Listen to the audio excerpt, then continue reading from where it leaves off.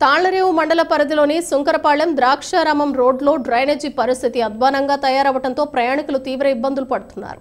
Road విస్తరణలో భాగంగా 216 జాతీయ రహదారిపై నిర్మించిన డ్రైనేజీ వ్యవస్థను సంబంధిత అధికారులు పూర్తిగా గాలికి వదిలేశారని పలువురు వర్తకులు ఆవేదన వ్యక్తం చేస్తున్నారు.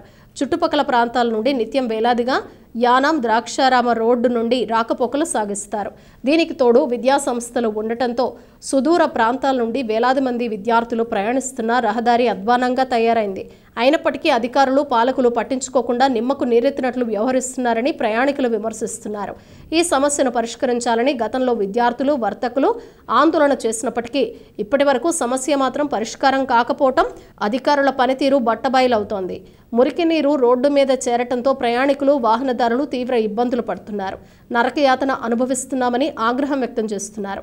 ఇప్పటికైనా సంబంధిత అధికారులు తక్షణమే డ్రైనేజీ సమస్యను పరిష్కరించకపోతే రహదారిని స్తంభింపచేసి ఆందోళన చేస్తామని హెచ్చరిస్తున్నారు.